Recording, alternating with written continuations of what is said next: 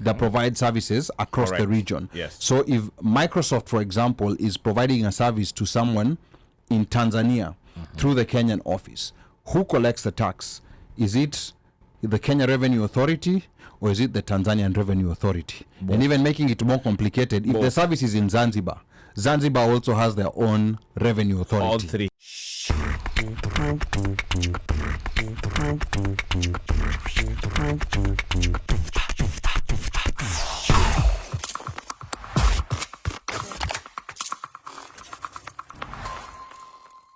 We were talking about rental income, like which was at 10%, but it's now being reduced to 7.5%. So there's a few positives on that tax bill. Yeah, this is one of them. But you see, this may not necessarily mean that mapping failed. It just may mean that they are trying to. It's kind of like an amnesty where you tell people, okay, you know what? If you come and pay us the taxes, we won't charge you interest. Okay. To get people to come in, because a bird in hand is worth two in the bush. So if I don't have it, if I don't have it with me, I'll never get it. But if I entice people to come and tell them, look, I'm gonna reduce this, just come and pay, they show up.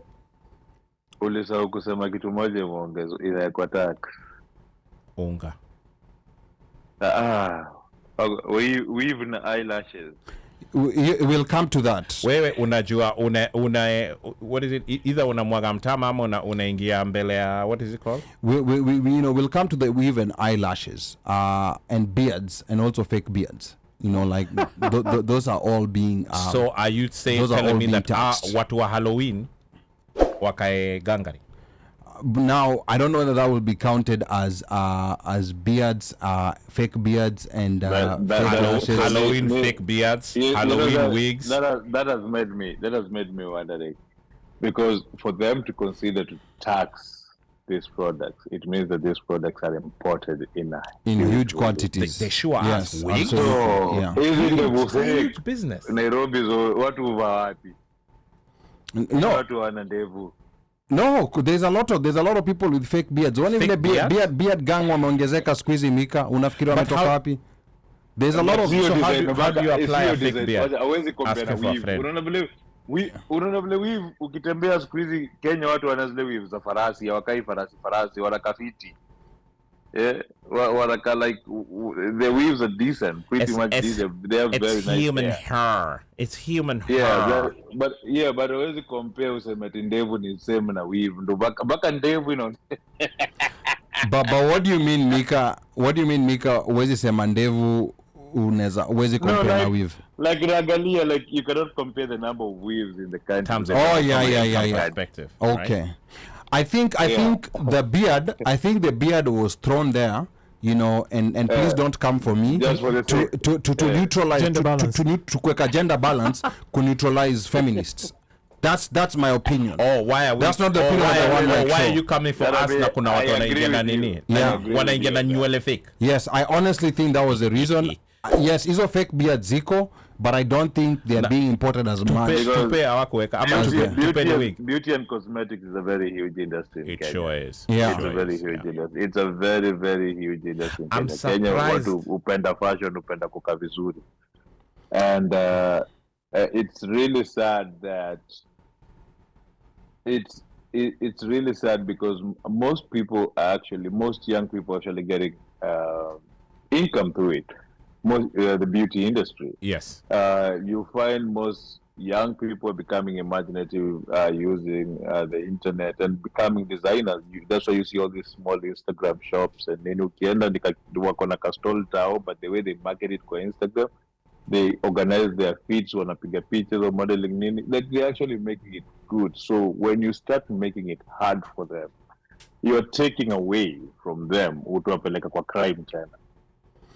So I really don't understand why they are going after this industry. I think looking at it from a devil's advocate's perspective is that Kenya iko ndani ya madeni, and this money has to be found somewhere. And any stone you can look in. Sasa Zakayo amesema ni lazima mtalipa ushuru mpende msipende.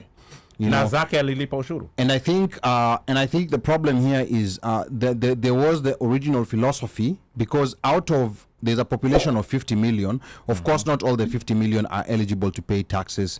There's like I think from the voter rolls, 17 million people registered to vote. So we can comfortably say maybe kuna maybe 20 million Kenyans approximately who are of that tax paying age. You know, Meaning they're over 18. Meaning they're over 18 Now, and and they could there's be a taxed, earn. and they And could there's a earn earn, to yeah. pay a tax. Yes. So out of those, there's only 3 million Who actually work? who actually are engaging in some taxable activity, whether it's through work or whether it's through investment or whether it's through, you know, like owning a business. I Entrepreneur. think, yeah. So I think it's only 3 million. Wow. So the general idea was to try and expand that base, The tax base. and that's the reason why you're seeing people being roped in who are previously not there. TikTokers, Instagrammers, YouTubers, Yes. Gmailers, Yes. Yahooers. The people who are not in brick and mortar. Yes, the people who are not in brick and mortar are now being roped in. So that's one way of expanding that 3 million base. Wale wase wa kuandika zile makaratasi za nini za kole au pia wanaingishwa hapo ndani. Oh, zile papers, zile za American students. Creators, digital. How ndio part of digital there, but they're not really digital. See how I mean they're earning. I guess now, they're earning digitally. I think that's gonna fall under services being exported, because Kenya is an exporter of services. Correct. So I think that's where they're gonna fall in, because I think upper problem when you're coming to taxing exported services, there's an issue of, should the country providing the service tax, or should the country receiving the service tax? You remember Nairobi has a lot of multinationals that provide services across the Correct. region. Yes. So if Microsoft, for example, is providing a service to someone in Tanzania through the Kenyan office, who collects the tax?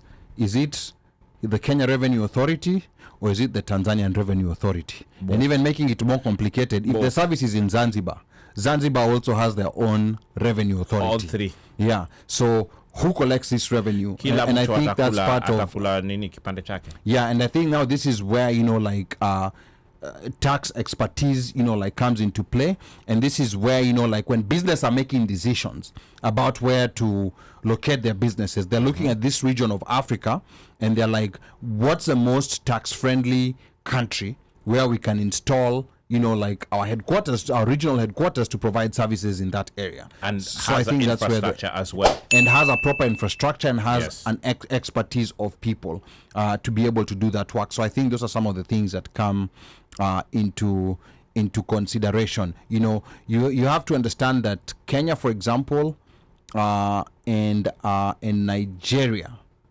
when it comes to now, forget about digital content, there's also a taxation of digital assets. We're talking crypto, NFTs. There was a proposal that they are taxed based on what you get on the return. You know, like, so let's say you buy crypto for worth 10,000 shillings, and then you sell it at 100,000. That return, that 90k return, is gonna be subject to A tax. a tax when you convert it, when you sell your crypto. So Okay. and Kenya apparently is among the leading countries in the world when it comes to ownership of cryptocurrency. I was very shocked to find that out. So are these owners Yeah, that's how the owning money or launder. trading? Are they owning, trading, or both? Meaning, you know, I can just own and hold and I don't trade it, right? I use it more like as a Yeah, when you As a hold, bank account, when right? you hold this is taxed upon sale. understood. Yeah, it's taxed upon sale. So for as long as Okay. you're holding, there's no tax that Okay, you're I paying. guess like But the moment when you real estate, realize okay. a profit,